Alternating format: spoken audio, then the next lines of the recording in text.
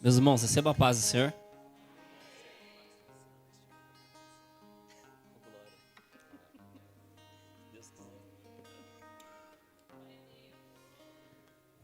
Primeira Reis, capítulo de número 19, versículo do 1 ao versículo 8.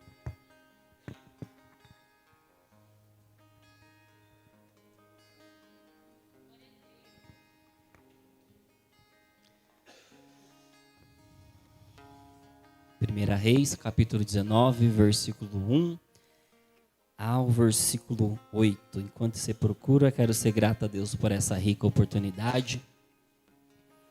Agradecer a Deus pela vida da minha esposa, meus filhos, nosso pastor Eliade, do evangelista Gabriel Palermo, que nos fez esse convite para a glória de Deus, nesse inverno pentecostal.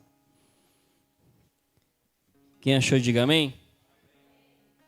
Vamos ler? Diz assim o texto.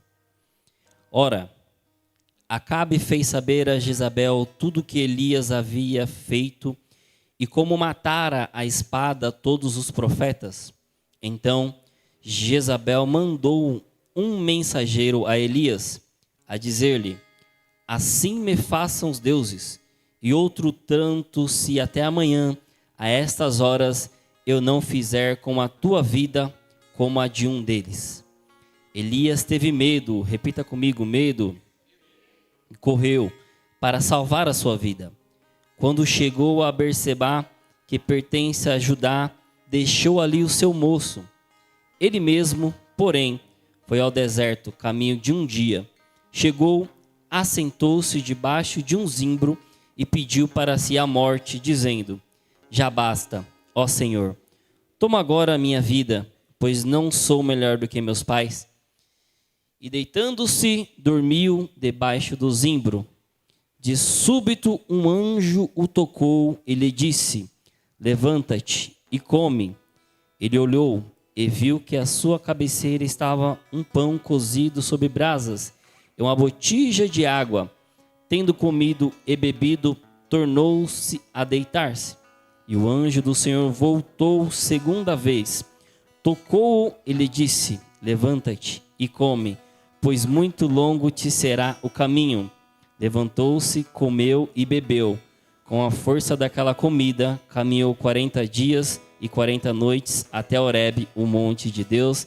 E você se assente dando glória a Deus e aleluia. Inverno pentecostal. Nós estamos em um propósito de avivamento. São duas palavras em contraste. Inverno quer dizer frio, quer dizer ausência de calor, quer dizer muitas das vezes solidão. E o pentecostal, para nós que somos pentecostais, já quer dizer fogo, movimento, avivamento. E quando nos foi lançado o convite, automaticamente já me subiu essa palavra no meu coração. E eu confesso para os irmãos que eu fiquei um pouco preocupado, porque é uma palavra que eu nunca preguei, já ouvi muitas pessoas pregarem, inclusive o nosso pastor pregando com muita maestria, tirando grandes ensinamentos. E eu tenho uma certa preocupação quando eu vou pregar. A primeira é: qual é o ensinamento que eu vou tirar dessa palavra? O que eu vou passar para os irmãos que estão me ouvindo, para que futuramente eles possam lembrar e ouvir e aprender a respeito dessa palavra. E o Senhor nos direcionou, nos deu alguns direcionamentos, e eu espero que em nome de Jesus essa palavra ela aqueça a sua vida, aqueça a sua alma, e você saia daqui tendo a certeza de que Deus é contigo. Amém? Irmãos, para nós entendermos essa história, esse contexto, todos nós conhecemos a história de Elias. Elias, um grande profeta, por que não se dizer um dos maiores profetas do Antigo Testamento. Com seus grandes feitos, a história de Elias, ela se inicia junto com o reinado de Acabe. Acabe, ele começa a reinar, só que a Bíblia vai dizer que Acabe era um homem que fazia tudo aquilo que desagradava a Deus, fazia tudo aquilo que Deus não gostava, e já não bastasse tudo isso, ele se casa com Jezabel. Jezabel, que tem uma influência muito forte, consegue convencer a Acabe não somente a se curvar perante a Baal, mas como também estabelecer um trono de Baal em Samaria, no reino do norte, o reino de Israel. E a Bíblia fala que por esse feito, Acabe foi um dos reis mais odiados por Deus, um dos reis que Deus mais se desagradou. E por isso Deus ele levanta Elias com uma profecia simples, porém muito poderosa: não vai cair uma gota de água do céu, segundo a minha palavra. Elias profetizou, Deus assinou embaixo, o céu cerrou e a palavra dele foi cumprida. 3 anos e meio não havia uma gota de água em Israel.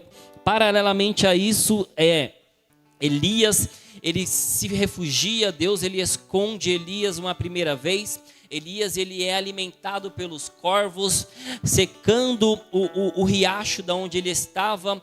Deus ele dá uma ordem para Elias: se levanta, porque eu já preparei uma senhora para cuidar de você. E os irmãos conhecem bem a história, só estou contando para vocês entenderem o que esse profeta está passando no capítulo de número 19. Ele fica na casa dessa senhora, cuida dela, cuida do filho dela. O filho dessa senhora morre, ela coloca a culpa no profeta. Simplesmente ela fala: você estando aqui, Deus olhou para minha iniquidade e me castigou. Elias pega aquela criança morta, sobe para o seu quarto, ora pelaquela criança, e aquela criança ela volta a viver. Deus dá novamente vida para aquela criança. E o engraçado é que o tempo vai passando. 3 anos e meio depois da primeira profecia, Deus ele olha para Elias e fala: Elias, agora você vai se apresentar perante Acabe. Acabe, o rei de Judá, o rei de Israel.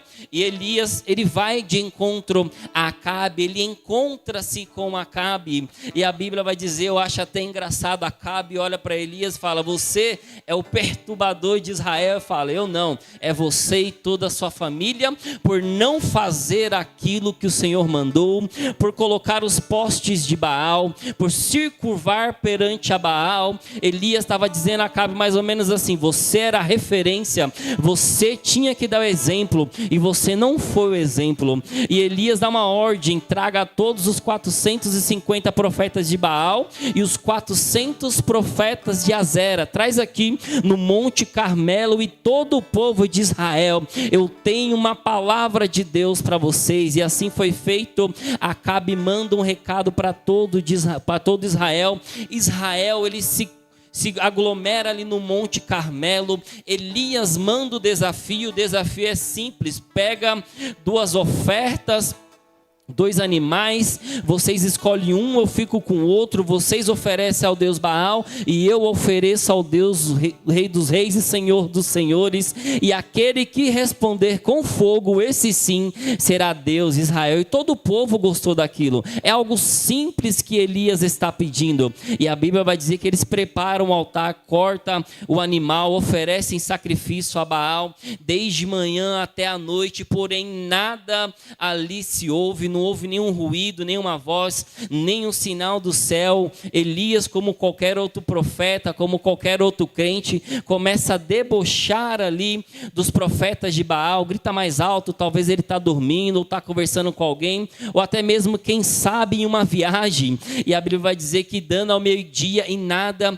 Elias ele assume a posição, tira todos os profetas, restaura o altar, coloca 12 pedras, encharca de água, cava um rego em volta do altar, enche de água até transbordar e faz uma oração simples a Deus: Deus, se o Senhor verdadeiramente é rei sobre Israel e reina sobre esta cidade, sobre esse reinado, que faça, ó Deus, descer fogo do céu. E a Bíblia vai dizer que imediatamente desceu fogo do céu, consumiu a oferta, consumiu as pedras, consumiu a poeira, consumiu toda a água. Deus se manifestou através da oração de Elias e a história continua. Não havia água. Elias sobe o monte, mata os profetas, sobe o monte, vai orar e manda dizer a Acabe: se eu fosse você eu corria,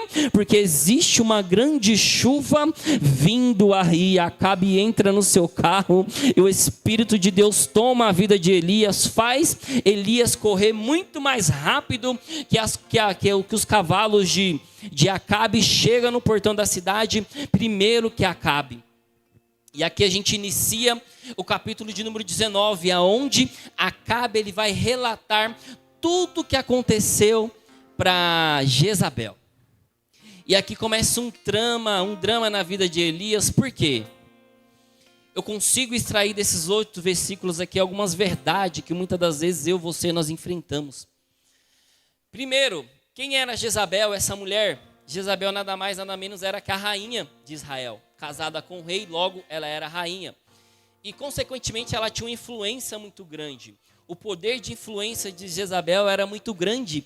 E Elias, ele sabia disso. Sabia que a ameaça, a intimidação de Jezabel não era uma simples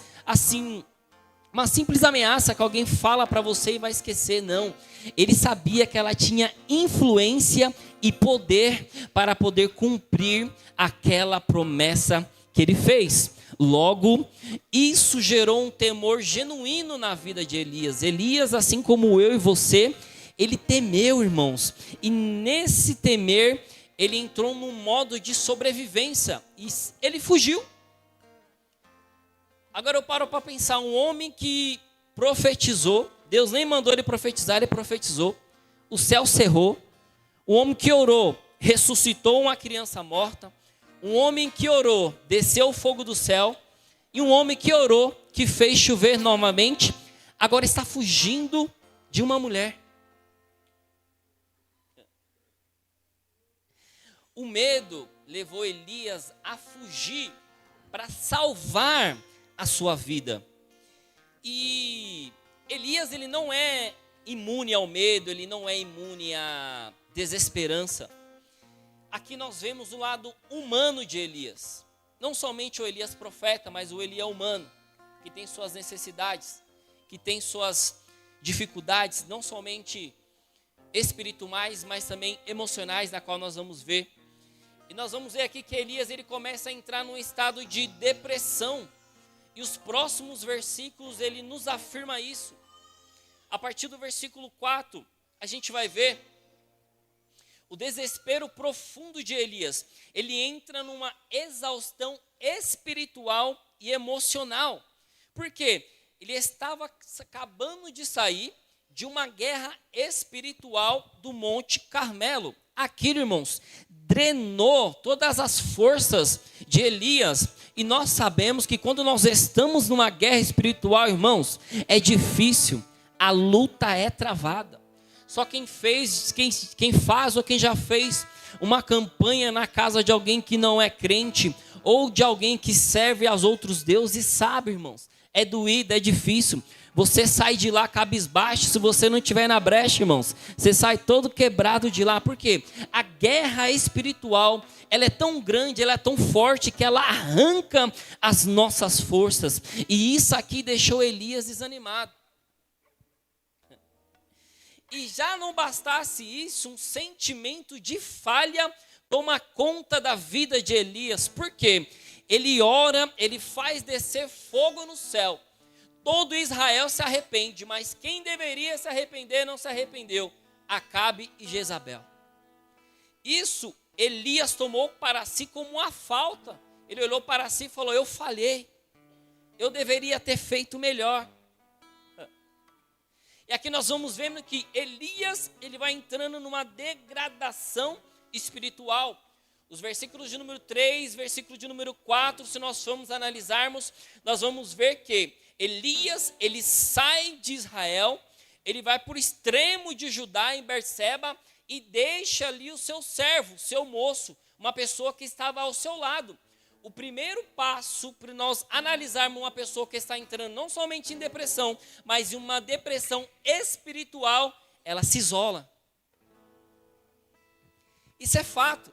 Se você conversar com qualquer psicólogo, você vai ver a primeira característica que nós podemos identificar de uma pessoa que está entrando em um conflito espiritual, ou para nós aqui, uma depressão, ela se isola. E Elias, ele resolve se isolar. Ele quer se manter só. Esse afastamento para Elias, ele simboliza uma necessidade de estar completamente só, livre de qualquer ajuda, livre de qualquer ajuda humana. Elias está olhando para si e está dizendo: eu preciso enfrentar isso só. Isso daqui muitas das vezes para nós é uma armadilha. Se Deus os fizesse para andar sozinho, ele não tinha criado Eva. Quando ele olha para Adão, ele vê que Adão estava só. Ele fala: não é bom que o homem viva só. Vou lhe fazer uma ajudadora. Ô coisa boa que Jesus fez. E essa solidão de Elias é uma solidão intencional. Ele tinha intenção. Ele optou por se isolar. Ele tá aqui manifestando ele está expressando uma profunda introspecção. Ele está enfrentando o seu desespero. Ele quer enfrentar isso sem distração, sem apoio. Ele quer ver onde ele errou, ele quer se consertar. E com isso, ele entra aqui numa crise emocional. Porque quando nós não temos alguém para nos apoiar do nosso lado, é fato, o abismo é logo a um passo. Nós precisamos de alguém do nosso lado para nos aconselhar, para nos corrigir, para nos orientar. E quando nós entramos num estado de depressão, isso foge. Primeiro, porque nós estamos sozinhos. Nós não temos ninguém para aconselhar. Mas eu glorifico e exalto a Deus, porque o desfecho de Elias foi diferente. Olha isso. Elias, ele resolve se afastar. Não somente das pessoas, mas também do problema. Ele se afasta para o deserto na distância de um dia. No pensamento dele, ele está se distanciando emocionalmente e fisicamente daquilo que te trouxe transtorno. Por um lado, isso até é bom, mas por um outro, isso aqui cria um abismo. Por quê? Problemas mal resolvidos sempre vão ser problemas mal resolvidos. Os nossos problemas nós precisamos encarar de frente.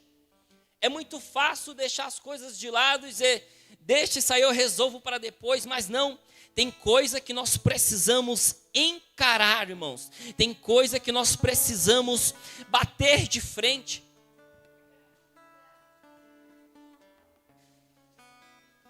E uma vez eu participando de uma palestra, o palestrante falou algo que eu tomei aquilo para mim. Existem coisas na nossa vida mal resolvidas que nós precisamos trazer à tona. Por quê? Ainda mais se for erros do passado. Erros do passado mal resolvidos se tornam erros novamente porque não foram resolvidos. Se você cortar o mal pela raiz, aquele erro nunca mais será cometido. E eu tenho uma palavra de Deus para você nessa noite. Ainda dá tempo de resolver problemas mal resolvidos. E no desespero de Elias, ele migra para o deserto. E tem duas coisas que eu vejo sobre o deserto. Primeiro, o isolamento.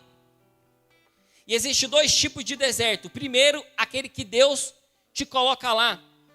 E o segundo, aquele que você se joga.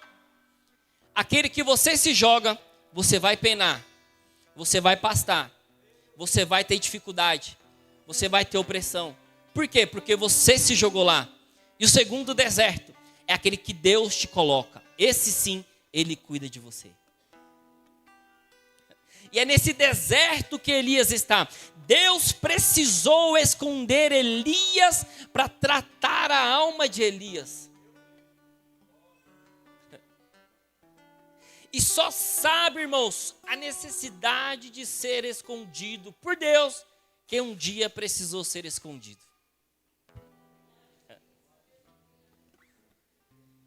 E Gabriel, eu estava lendo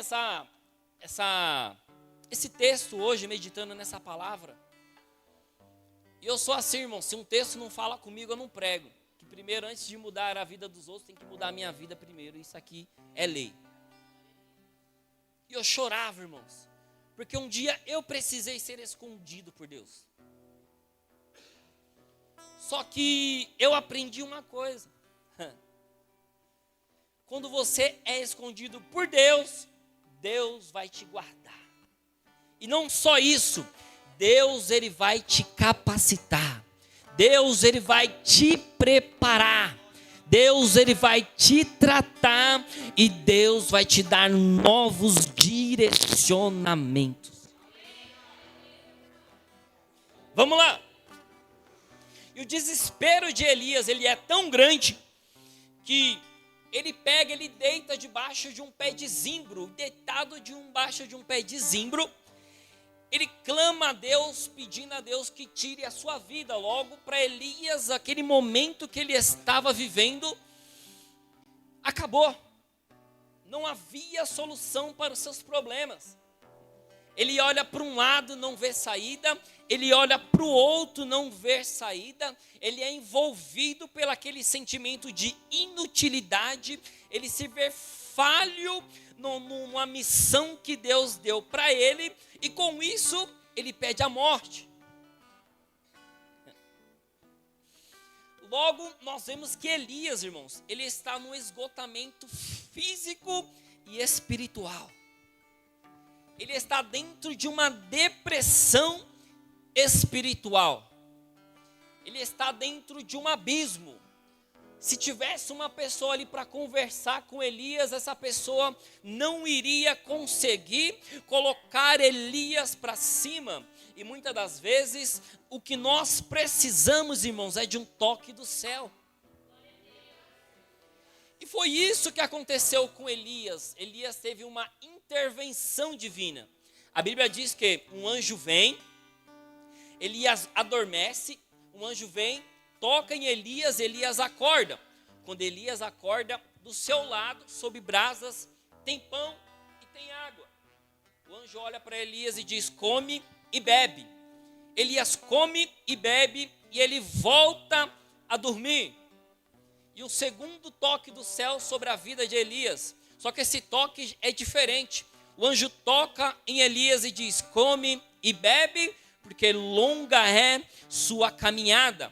E algumas coisas eu aprendo aqui. Primeiro, que o toque do céu, a restauração do céu, ela é gradativa. Analise comigo. O primeiro toque, o anjo pega, ele come, ele bebe e ele volta a dormir. Ali Elias, ele está sendo curado não somente do seu físico, mas do seu emocional.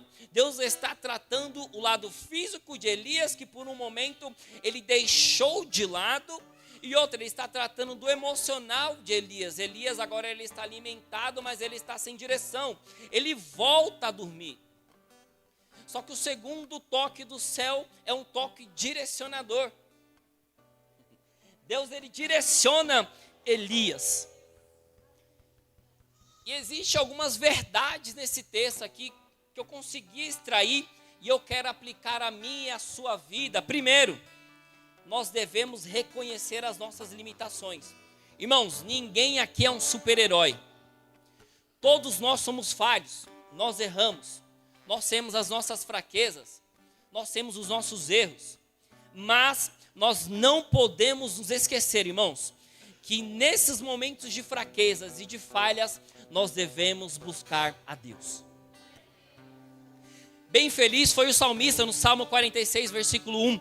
Deus é o nosso refúgio e fortaleza, socorro bem presente na hora da nossa angústia. Irmãos, quando você estiver nesse momento triste, cabisbaixo, aflito, tenha certeza que Deus, Ele é o seu refúgio, Ele é a sua fortaleza, Ele é o seu socorro bem presente na hora da angústia.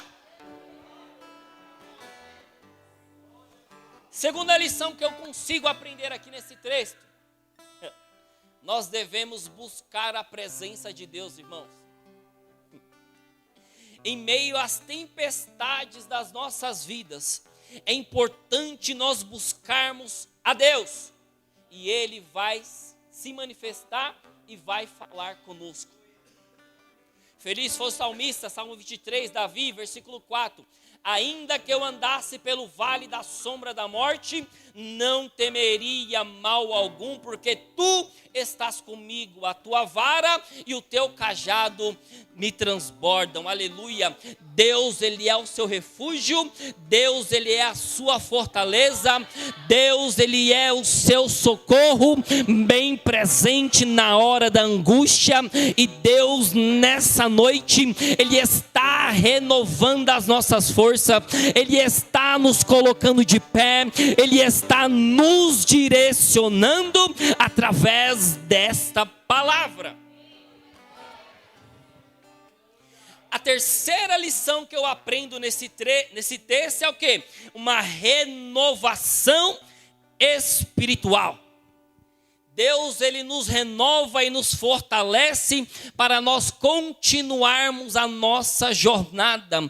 Eu estava lendo um livro esses dias e o escritor foi muito feliz. A nossa caminhada cristã, ela é uma jornada, e nessa jornada, nessa trilha que nós vamos caminhar, não é de tapete vermelho. Tem pedras, tem buracos, tem altos e baixos, e para isso nós vamos precisar diariamente do renovo de Deus. E através dessa palavra, Deus está nos renovando nesta noite.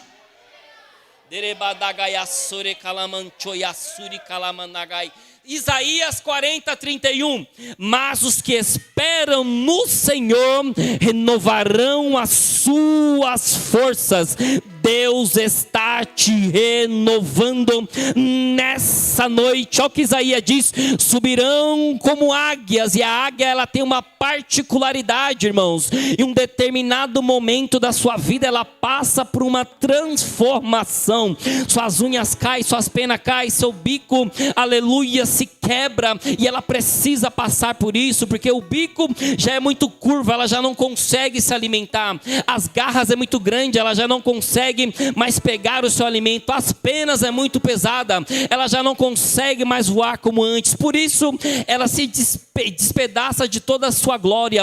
Ela sobe, ela se isola e passa pelo seu processo. E passando pelo seu processo, ela dá aquele voo, irmão, aquele voo de vitória. E Deus vai te fazer dar esse voo de vitória. Esse deserto que você está passando não é para sempre. Deus vai te honrar, Deus vai te capacitar, porque Deus está te renovando nessa noite através de sua palavra.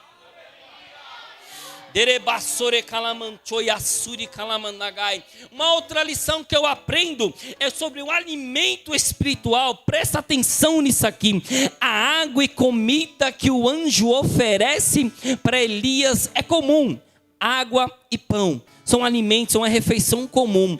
Porém, elas possuem em si um alimento sobrenatural. O que eu quero dizer com isso? Esse alimento fez Elias caminhar 40 dias e 40 noites. Eu aprendo com isso que mesmo em meias às dificuldades, Deus, Ele vai nos alimentar, Deus, Ele vai nos capacitar e vai nos fazer desbravar. Ele vai nos fazer triunfar. Aquilo que era possível para mim, para você, agora vai ser possível. Por quê?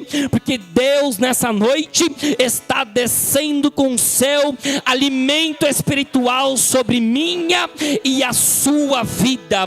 Deus está nos renovando, Deus está nos alimentando, Deus está nos capacitando, Deus está nos direcionando através da sua palavra.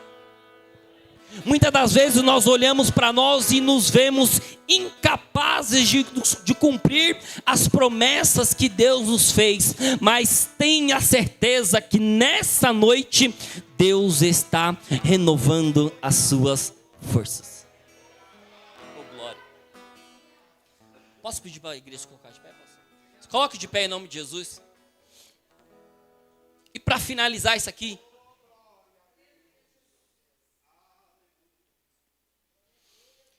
algo que eu aprendo, um segundo toque do céu. Irmãos, quando a gente fala de toque do céu, existem alguns textos bíblicos que nos dá base para isso. Até Jesus, ele precisou ser tocado pelo céu. Jesus, no momento de angústia, Deus pega e envia um anjo para consolar Jesus. E se Jesus precisou de um segundo toque do céu, imagine eu e você. Eu tenho uma notícia para você. O céu está nos tocando nessa noite. E quando eu falo de segundo toque do céu, eu me lembro de Pedro. Que Pedro, outrora, estava fervoroso diante da presença de Jesus. Não queria deixar nem Jesus ser crucificado. E no momento importuno ele pega, nega Jesus e entra no verdadeiro estado de depressão. Pedro errou. E aquilo acusou sua mente. Mas o que me consola é saber que Jesus, ele não esqueceu de Pedro. Na ressurreição de Jesus, Jesus ele olha para Maria e fala: vai e diga aos discípulos e a Pedro, a Bíblia é bem enfática em dizer, se eu não me engano é Marcos, e a Pedro que eu vou ter com ele. O recado de Jesus é simples. Jesus está olhando para Pedro e fala: Pedro, eu sei que você errou, mas eu não esqueci de você. Eu sei que você me negou, mas eu não esqueci de você. E Jesus, ele toca novamente em Pedro. E o que eu quero dizer com isso? Talvez nós chegamos aqui no mesmo estado de Elias. Cabisbaixo, triste. Vendo um refúgio no céu nesse inverno pentecostal. Eu trouxe uma palavra simples para você, com ensinamento simples. E eu tenho certeza que o céu está te tocando nessa noite. Se você precisa de um segundo toque do céu, receba o segundo toque no céu aí nessa noite. O Espírito de Deus está te tocando. O Espírito Santo de Deus está entrando no seu íntimo, no seu profundo. Aonde eu não consigo enxergar, o pastor não consegue enxergar, o irmão que está do seu lado não consegue enxergar. Jesus está entrando na sua ferida. Aquilo que você não consegue expressar, aquilo que você não consegue falar, aquilo que você não consegue desabafar. O Senhor está curando feridas da alma aqui nessa noite. Eu vejo pessoas sendo purificadas através dessa palavra, pessoas que estão com o coração aberto, pessoas que entraram por aquela porta dizendo: eu preciso de uma palavra. E a palavra do céu para você nessa noite é: eu não se esqueci de você. Todas as promessas que eu fiz, eu vou cumprir.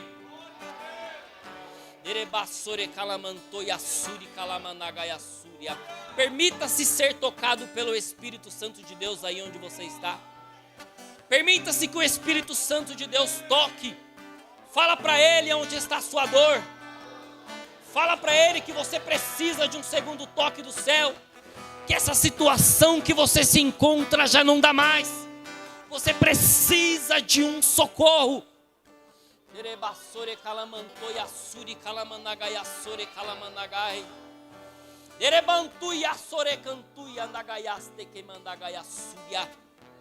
Seja tocado pelo céu, meus irmãos.